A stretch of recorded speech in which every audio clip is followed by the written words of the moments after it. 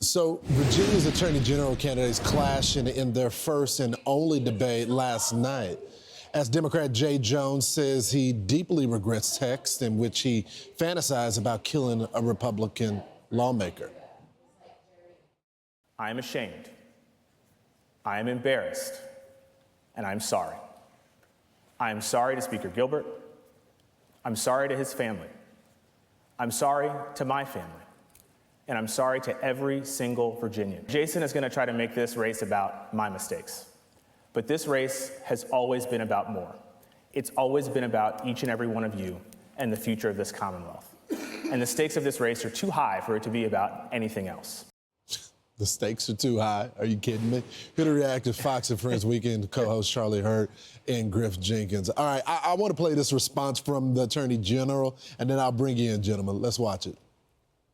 Jay, if you're really sorry, you wouldn't be running. If you really understood the ramifications of what you said about an innocent mom and her children, how in the world could you ever show compassion and comfort a grieving mother that has ever lost a child to violence? Because Virginians, there is no cry like the cry of a mother that has lost her child. A prosecutor knows this because they've stood in that courtroom. Jay Jones has never understood this because he's not a prosecutor. He's a politician trying to save his career. I mean, Charlie, the score is true. Don't tell me you're sorry. And then stay in the race. Yeah, exactly. Yeah, exactly. In a debate filled with devastating lines, I thought that was the most devastating line by Jason Miyares.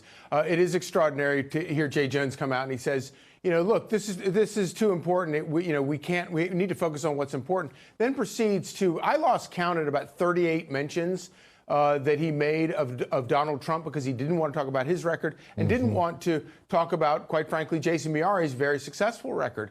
And then he says repeatedly that I will always be held accountable for my actions.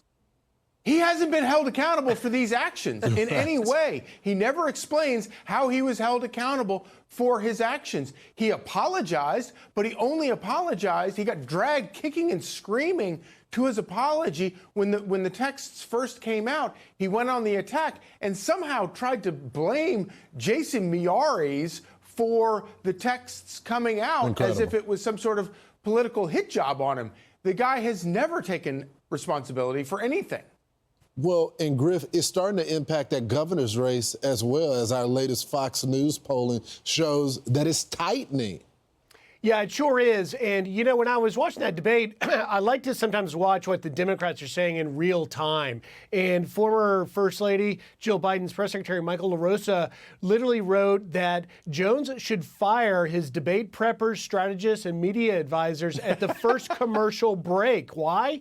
Because Jones came across completely flat, unemotional, and that soundbite you played of Jason Miyares was excellent because he showed in real time, he watched his opponent deliver an emotionless, unsincere apology and just simply was reading almost off a prompter what his advisors told him to do. And there wasn't anything there. And Miyares gave a measured rebuke of that, saying, you don't belong in this race. It's so true. I didn't feel any type of compassion from that. I want to move on to New Jersey because we got new polling on that as well.